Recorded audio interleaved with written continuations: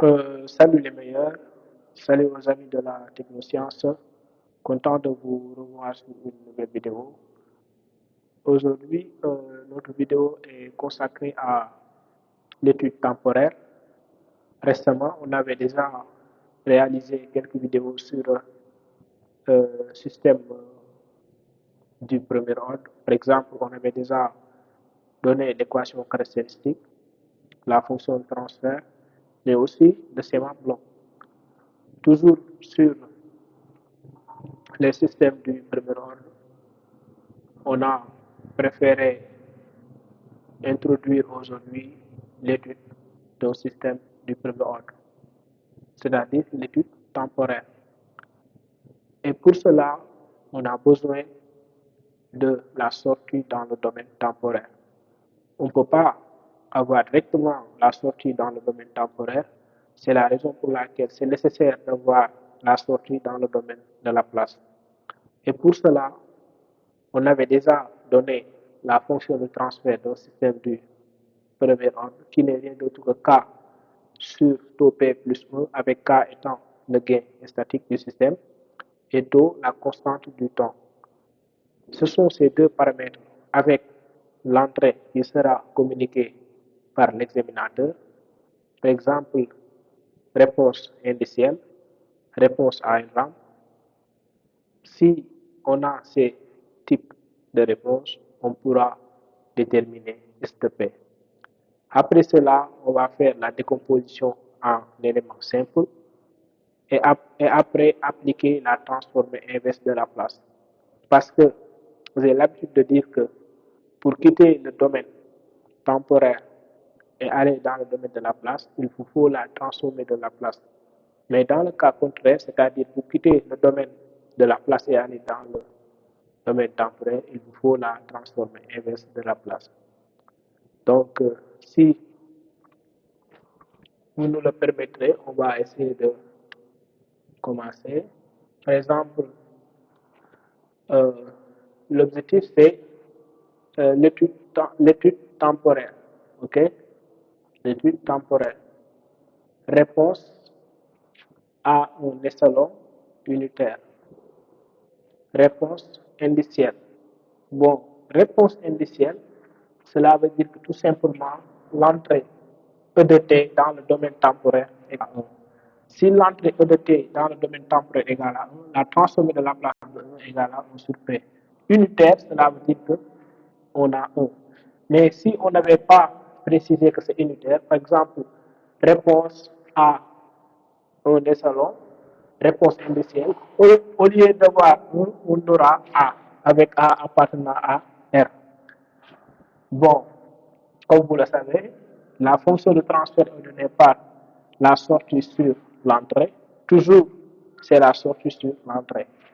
Vu qu'on travaille avec un système du premier ordre, on avait dit que l'équation, d'après l'équation différentielle, on avait fini par avoir la fonction de transfert, c'est-à-dire K sur taux P plus 1. Pour un système du premier ordre, la fonction de transfert n'est rien d'autre K sur taux P plus 1.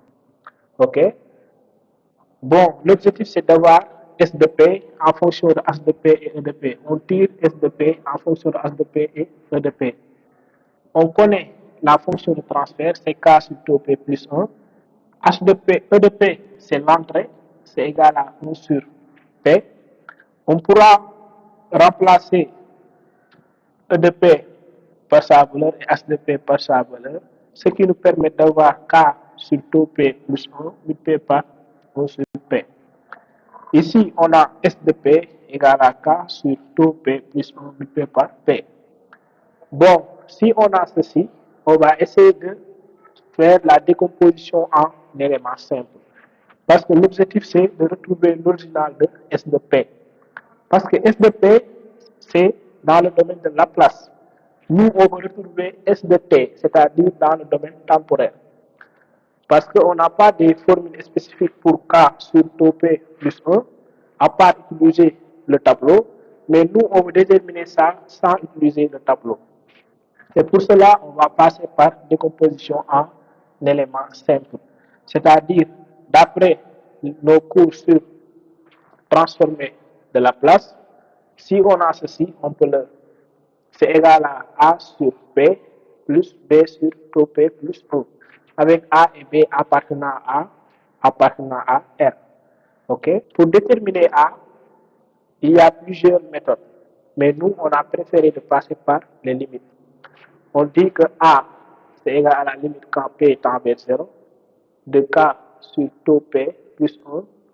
Pourquoi on dit que c'est égal à K sur taux P plus 1? Parce que on prend l'expression de S de P et on multiplie par P au niveau du numérateur. Si on multiplie par P au niveau du numérateur, ce P-là qui se trouve au niveau du dénominateur va se simplifier. C'est la raison pour laquelle on aura A n'est rien d'autre que limite quand P tend vers 0 de K sur taux P plus 1. Si P tend vers 0, c'est-à-dire si on donne P, là, si on remplace P par 0, ici, ça va rester 1 au niveau du dénominateur. Donc, on aura K sur 1, qui n'est rien d'autre égal à K.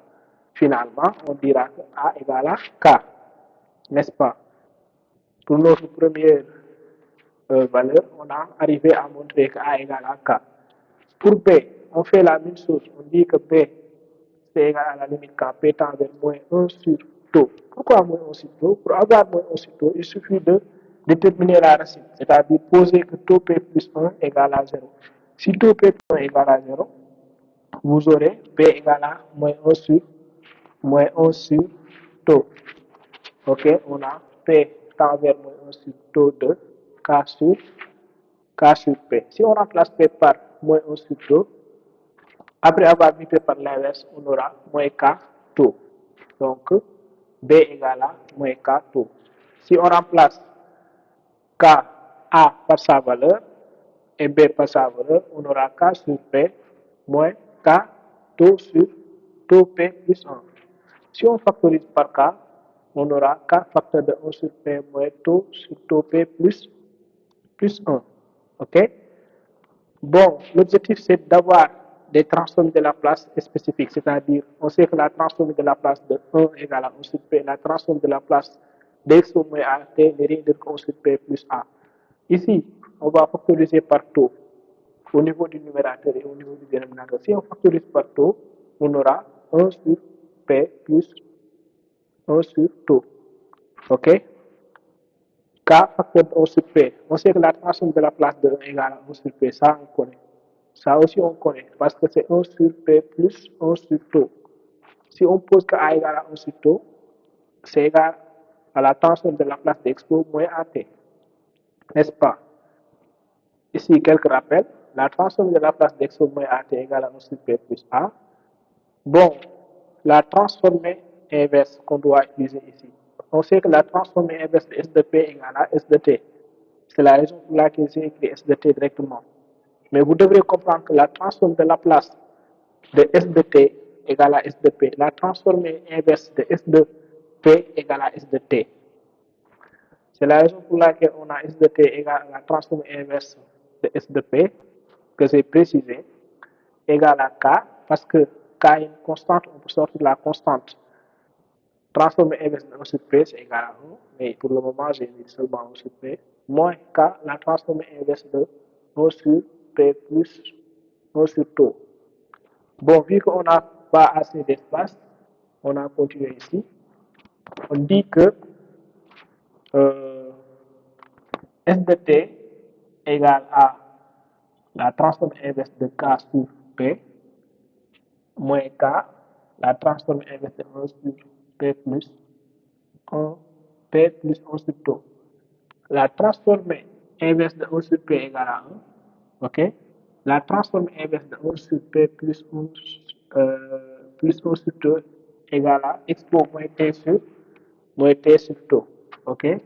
Finalement, on a S de T, la sortie dans le domaine temporel, égale à K facteur de 1 moins expo moins T sur taux. Bon, c'est ça que j'ai encadré ici. C'est ça que j'ai encadré ici. S de T égale à K facteur de 1 moins expo moins T sur taux. Bon, je pense que c'était tout pour aujourd'hui. Merci et à la prochaine.